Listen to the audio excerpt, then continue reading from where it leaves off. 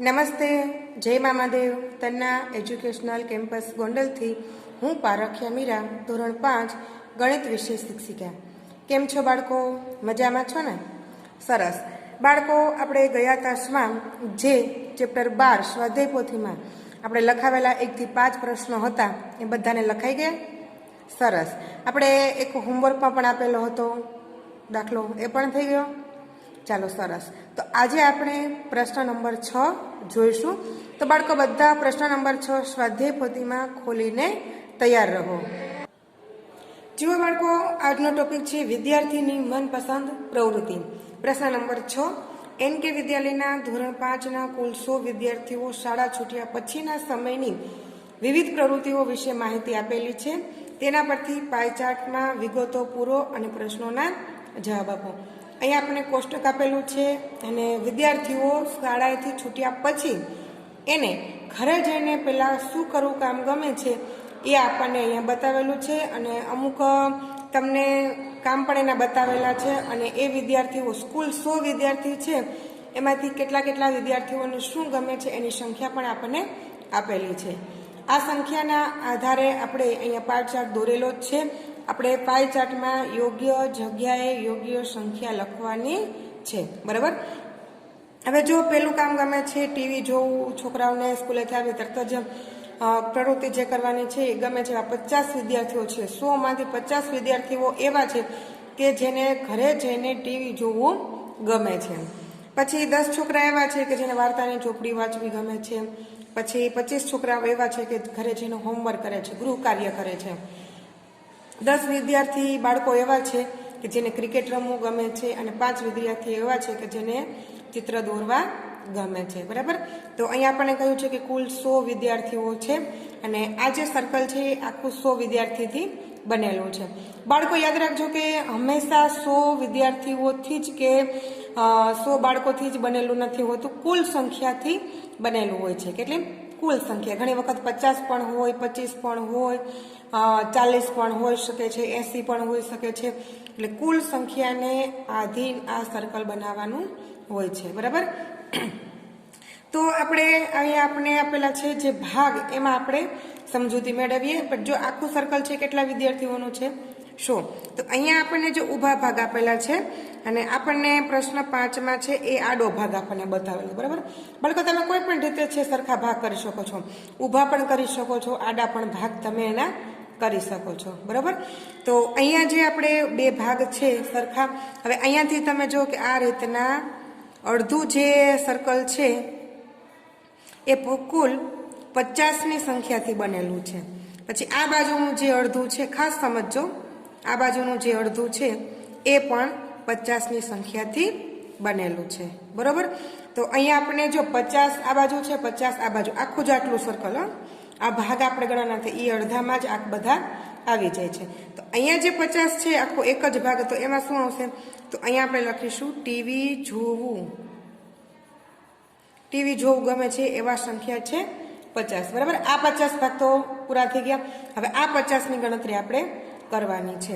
પછી જો એમાં જે આપણે 50ની સંખ્યાનું બાકી છે તો એમાં બે સરખા પાછા ભાગ પાડેલા છે. જો અહીંયા સુધી આ રીતના, અહીંયાથી અહીંયા સુધી, અને બીજો ભાગ છે અહીંયાથી અહીંયા સુધીનો, બરાબર? આ બંને ભાગ છે 25-25ની સંખ્યા બતાવે છે. 25નો ભાગ આ જે 90° ખૂણો બને છે એ, અને 25નો ભાગ આ 90° ખૂણો બને છે તે, બરાબર? તો હવે જો ઉપર અહીંયા ખાલી એક જ ભાગ છે તો એમાં 25ની સંખ્યાવાળું શું છે? તો કે ગૃહ કાર્ય કરવું. તો અહીંયા આપણે લખીશું ગૃહ કાર્ય, એટલે કે હોમવર્ક. સંખ્યા લખીશું 25, બરાબર? હવે બાકી શું રહ્યું છે? જો આ 3 આપણે જે ભાગ છે એ બાકી રહ્યા છે. હવે એમાં જો 10 ભાગ છે એ વાર્તાની ચોપડી વાંચતા બાળકો બતાવે છે અને 10 ભાગ છે એ ક્રિકેટ રમતા બાળકોની સંખ્યા દર્શાવે છે. તો આ બંને ભાગ કેવા છે? સરખા છે. તો તમે કોઈ પણ જગ્યાએ એને ગોઠવી શકો છો. અહીંયા તમે વાર્તાની ચોપડી વાંચવી એની સંખ્યા 10 લખી શકો, અથવા તો ન્યા ન લખવું હોય તો અહીંયા પણ તમે લખી શકો છો, બરાબર? તો અહીંયા આપણે લખીશું વાર્તાની ચોપડીઓ વાંચવી એ સંખ્યા કેટલી છે તો કે 10. બરાબર. પછી બીજી 10ની સંખ્યામાં શું છે તો અહીંયા ક્રિકેટ રમવા આપણે લખી નાખો. ક્રિકેટની સંખ્યા 10 છે. બરાબર. ક્રિકેટ રમવા આપણે પૂરું લખીએ, કદાચ થોડું ઓલું થશે પણ લખી નાખીએ. બરાબર. હવે શું બાકી છે તો કે અહીંયા 5ની સંખ્યા બતાવવા માટે ચિત્ર દોરવા પ્રવૃત્તિ લખીશું. બરાબર. આ રીતના આપણે એના સંખ્યાના પ્રમાણમાં ભાગની યોગ્ય ગોઠવણી કરવાની છે. બરાબર. જો મેં અહીંયા ગોઠવી તો તમને દીધા છે. હવે તમારે શું કરવાનું છે, જાતે થોડું કરવું પડશે. કાલે પણ એક પોઈન્ટ આપેલો તો આજે પણ એક પોઈન્ટ તમને આપીશ. આ દાખલા આપણે જે પ્રશ્ન છે એના સવાલ જવાબ જે છે એ તમારે લખવાના છે. એકદમ સહેલા છે. જો કઈ પ્રવૃત્તિ વિદ્યાર્થીઓને સૌથી વધુ પસંદ છે, જેની સંખ્યા વધારે તે લખવાનું. બસ પ્રવૃત્તિનું નામ લખવાનું કયું છે ખબર પડી ગઈ. ક્રિકેટ રમતા વિદ્યાર્થીઓની સંખ્યા કઈ છે એ જ આપણે સંખ્યા બતાવવાની છે કે જોઈએ ક્રિકેટ રમતા કેટલા વિદ્યાર્થીઓ છે તો કે 10 છે. બસ એ કોષ્ટકના આધારે જ આપણે પ્રશ્નોના જવાબ લખવાના છે. બરાબર. તો આ પ્રશ્નો છે તમારે શેમાં લખવાના છે, હોમવર્કમાં. બરાબર. આ બધા પ્રશ્નો છે એટલે કે 1 થી 5 પ્રશ્નો છે એ તમારે હોમવર્કમાં લખવાના છે. હવે જોઈએ પ્રશ્ન નંબર 7. બરાબર. હવે એમાં આપણે શું કહ્યું છે કે સોનુએ ઘરથી શાળાએ જતા રસ્તામાં આવતા મંદિર, દુકાન, સોસાયટીઓ, જાહેરાત બોર્ડ અને વાહનોની માહિતી એકત્રિત કરીને દર્શાવી છે, જેના આધારે આવૃત્તિ ચિહ્ન દોરીને પાય ચાર્ટમાં વિગતો પૂરો. જો અહીંયા આપણે શું કરવાનું છે, આવૃત્તિ ચિહ્ન પણ બનાવવાના છે અને પાય ચાર્ટમાં વિગતો પણ લખવાની છે. બરાબર. તો શું કરીશું, જો હું આવૃત્તિ ચિહ્ન બનાવીશ, પાય ચાર્ટમાં આ વખતે વિગતો તમારે પૂરવાની છે. એટલું તો તારે હોમવર્કમાં તમારે બધાને કરતું જ રહેવું પડશે. બરાબર. જ્યાં અહીંયા કીધું છે કે ચોરસ બનાવો એટલે એ 4 સંખ્યા બરાબર છે. બરાબર. તો આપણે અહીંયા આવૃત્તિની નિશાનીઓ બનાવીશું. જો આવૃત્તિમાં શું કહ્યું છે, મંદિર છે અને સંખ્યા 2 છે તો આવૃત્તિ ચિહ્ન આપણે બનાવીશું. જો એક સંખ્યા હોય તો આપણે એક ઊભો લીટો કરીશું એટલે કે એક ઊભી રેખા દોરીશું અને 2 સંખ્યા હોય તો એક આડી રેખા દોરીશું આ રીતના. બરાબર. ત્યાર પછી દુકાન છે એની સંખ્યા છે 12 તો આપણે 12 સંખ્યા દર્શાવવા માટે આવૃત્તિ ચિહ્નનો ઉપયોગ કરીશું. ગણતા જઈશું 1 2 3 અને 4. જો વચ્ચે કંઈ કરવાનું નથી, આ 4 સંખ્યા બતાવે છે. 5 6 7 8 9 10 11 અને 12. 4 4 દુ 8 4 તેરી 12. બરાબર થઈ ગયું. ત્યાર પછી સોસાયટીની સંખ્યા છે 4 તો અહીંયા આપણે એની પણ આવૃત્તિ ચિહ્ન બનાવશું. 1 2 3 અને 4. આવું તો બહુ ગમશે. કેમ? બરાબર ને? સરસ. ત્યાર પછી જાહેરાત બોર્ડ 1 2 3 4 5 6 અને 7. બરાબર. ત્યાર પછી વાહનોની સંખ્યા 25 એ આપણે લખીશું એટલે કે આવૃત્તિ ચિહ્ન દોરીશું. 1 2 3 4 5 6 7 8 9 10 11 12 13 14 15 16 17 18 19 20 21 22 23 24 અને 25. 4 4 દુ 8 4 તેરી 12 ચોકે ચોકે 16 4 પંચા 20 4 6 24 ને 1 25. બરાબર. હવે તમારે આ કુલ સંખ્યાને આધીન આપણે પાય ચાર્ટ બતાવેલો છે, બનાવી પણ દીધો છે. હવે તમારે આ સંખ્યાના આધારે પાય ચાર્ટમાં યોગ્ય ભાગની ગોઠવણી કરવાની છે. બરાબર. તો આપણે પહેલાં શું જોવાનું છે કે કુલ સંખ્યા શોધી લેવાની. લાખો કુલ સંખ્યાથી બનેલું છે. પછી આપણે એના છે ભાગ પ્રમાણે એની ગોઠવણી કરીશું. બરાબર.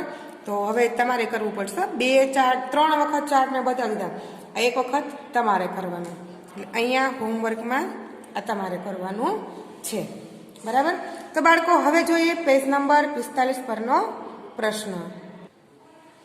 જુઓ બાળકો, પ્રશ્ન નંબર 8 લંબા લેખ છે.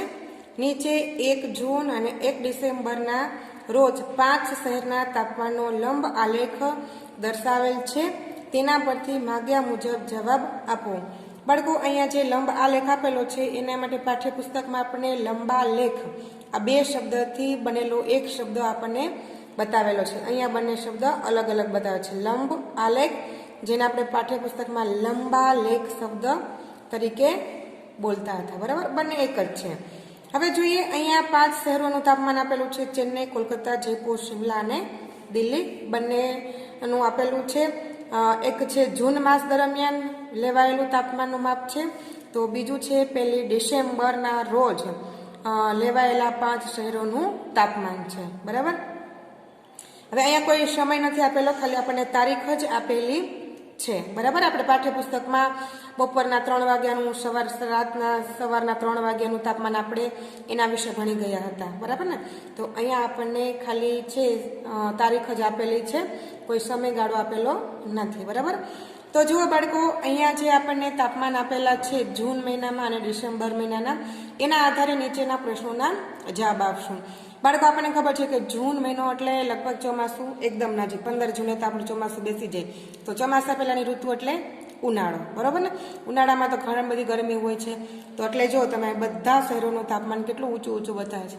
બધા ને જેમ તાપમાન વધારે તેમ ગરમીનું પ્રમાણ વધારે. ડિસેમ્બર મહિનો એટલે ઠંડીની સિઝન, ઠંડીની ઋતુ આવે ને. હા, તો એ વખતે તાપમાન કેવું હોય છે? લગભગ નીચું હોય છે. ઘણું બધું આ જૂન મહિના કરતાં નીચું હોય છે, એટલે કે ઓછું હોય છે. ઓછું તાપમાન હોય તો ઠંડી હોય છે અને વધુ તાપમાન હોય ત્યારે ગરમી હોય છે. બસ આ એક સિમ્પલ આપણે શબ્દ યાદ રાખવાના છે. તાપમાન વધારે તો શું થશે? હા, ગરમી વધારે. અને તાપમાન ઓછું તો ઠંડી વધારે. જો બાળકો, પહેલો પ્રશ્ન છે ડિસેમ્બર કરતાં જૂનમાં શિમલા વધુ ઠંડુ રહે છે. સાચું કે ખોટું? તો બાળકો જો, ડિસેમ્બર મહિનામાં શિયાળો હોય, જૂન મહિનામાં ઉનાળો હોય. તો શિયાળામાં ઠંડી વધારે હોય કે ઉનાળામાં વધારે ઠંડી હોય? તો જૂનમાં વધારે હોય ઠંડી? ન હોય ને. તો શિમલા વધુ ઠંડુ ક્યારે હોય છે? ડિસેમ્બર મહિનામાં હોય, જૂન મહિનામાં હોય નહીં. તો અહીંયા આવશે ખોટું. આપણે બોક્સમાં કરીશું રોંગ. બરાબર, ત્યાર પછી જયપુરમાં ફરવા જવાની મજા તો ખાલી જગ્યા મહિનામાં આવે. કયા મહિનામાં જવાય બાળકો? આપણો પ્રવાસ કયા મહિનામાં હોય છે? વેકેશન ખુલે, આપણે દિવાળી વેકેશન ખુલે ત્યારે હોય છે. બરાબર ને? ત્યારે લગભગ છે એ થોડો શિયાળો શરૂ થઈ ગયો હોય છે. તો કયા મહિનામાં આપણને ગમશે? આપણે જૂન ને ડિસેમ્બર 2 મહિનાને લેવાના છે. બરાબર, તો તમને જૂન મહિનામાં જવું ગમશે કે ડિસેમ્બર મહિનામાં જવું ગમશે? ઉનાળામાં ગમે કે શિયાળામાં ગમે? શિયાળામાં જ ગમે ને. તો શિયાળામાં કયો મહિનો આવશે? ડિસેમ્બર. તો અહીંયા આપણે લખીશું ખાલી જગ્યામાં ડિસેમ્બર. 1 જૂનના રોજ દિલ્હીનું તાપમાન ખાલી જગ્યા રહે. 1 જૂનના રોજ, આ જૂન મહિનામાં જો દિલ્હીનું તાપમાન આપણે જોવાનું છે. તો દિલ્હીનું તાપમાન અહીંયા છે. ચાલો જોઈએ કેટલું છે. આપણે આ રીતના તો આપણને ખબર પણ પડશે, પણ એના કરતાં આપણે સ્કેલનો ઉપયોગ કરી અને આપણે જોઈએ કે ક્યાં સુધી એનું તાપમાન છે એ આવે છે. જો અહીંયા તમે જુઓ તો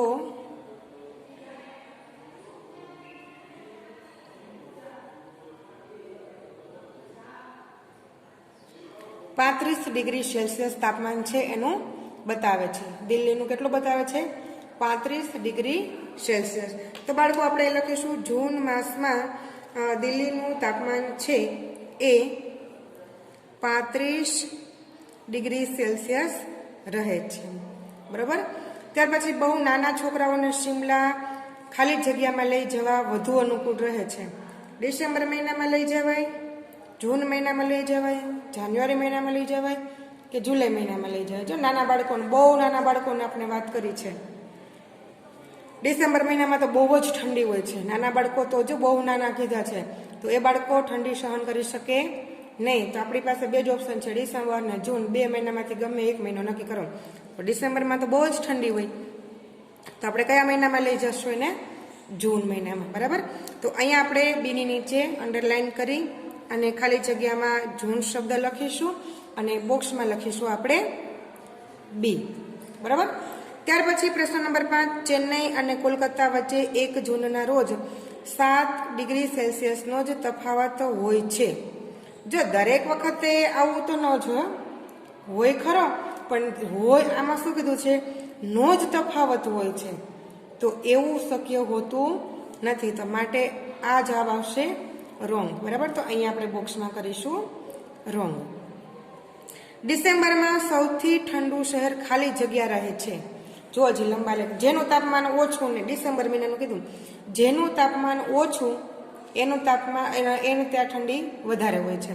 તો ડિસેમ્બર મહિનામાં સૌથી ઠંડુ શહેર કયું રહે છે? સૌથી ઓછું તાપમાન કોનું છે? તો કે શિમલાનું છે. તો શું આવશે ખાલી જગ્યામાં? શિમલા. બરાબર, તો અહીં આપણે છઠ્ઠી ખાલી જગ્યામાં લખીશું શિમલા. ત્યાર પછી છે પ્રિયા તેના દાદા સાથે ખાલી જગ્યા માસમાં દિલ્હી જઈ શકે છે જેથી દાદાને ઠંડી ન લાગે. જો દાદાને ઠંડી ન લાગે ને એટલા માટે કહે છે કયા મહિનામાં જવું જોઈએ દાદાને લઈને? જો નાના બાળકો અને વૃદ્ધ વડીલો માટે ખાસ તબિયતની સાચવણી કરવાની હોય છે, કારણ કે એ ઠંડી ગરમી સહન કરી શકે નહીં.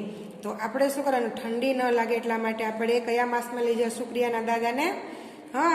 જૂન માસમાં છે એ આપણે દિલ્હી જઈ શકે છે. બરાબર, ત્યાર પછી પ્રશ્ન નંબર 8, કોલકાતા અને શિમલા વચ્ચે 1 ડિસેમ્બરના રોજ ખાલી જગ્યા ડિગ્રી સેલ્સિયસનો તફાવત જોઈ શકાય છે. જો ડિસેમ્બરના રોજ કીધું છે તો આપણે ડિસેમ્બર મહિનાનું આપણે છે એ લંબા લેખ જોઈશું. કોલકાતા અને શિમલા, અહીંયા કલકત્તા છે અને અહીંયા છે શિમલા. બરાબર, હવે એ બંને વચ્ચેનો તફાવત કેટલો છે આપણે જોઈએ. તો પહેલાં જોઈએ કે કોલકાતાનું કેટલું છે. જો અહીંયા 30 છે અને જ્યારે શિમલાનું કેટલું છે? 5. બરાબર, તો બંને વચ્ચે તફાવત કેટલો થયો? કલકત્તાનું 30 છે અને શિમલાનું 5 છે. તો કેટલો ફેર પડશે? 25 ડિગ્રી સેલ્સિયસ. તો આપણે અહીંયા ખાલી જગ્યામાં લખીશું 25 ડિગ્રી સેલ્સિયસ. થોડુંક છેટું છે એટલે અહીંયા મેં ફરી એક વખત લખેલું. બરાબર, ત્યાર પછી 1 જૂનના રોજ સૌથી વધુ અને સૌથી ઓછું તાપમાન કયા શહેરોમાં જોવા મળે છે? જો 1 જૂનના રોજ, 1 જૂન છે એમાં સૌથી વધુ તાપમાન કોનું છે અને સૌથી ઓછું તાપમાન કયા શહેરનું જોવા મળે છે? તો અહીંયા આપણે જોયું જૂન માસનું આપણી પાસે છે તે આ. હવે એમાં સૌથી ઓછું કોનું છે? તો કે શિમલાનું. અને સૌથી વધારે કોનું છે? તો કે જયપુર. જયપુરમાં વધારે ગરમી રહેશે જૂન મહિનામાં, એટલે સૌથી વધુ તાપમાન જયપુરનું છે અને સૌથી ઓછું તાપમાન છે શિમલાનું. બરાબર, તો અહીંયા આપણે પ્રશ્નના જવાબમાં લખીશું સૌથી વધુ તાપમાન, સૌથી વધુ તાપમાન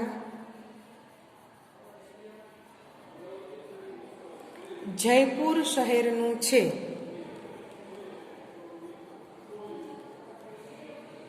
જ્યારે સૌથી ઓછું તાપમાન શિમલા શહેરનું છે.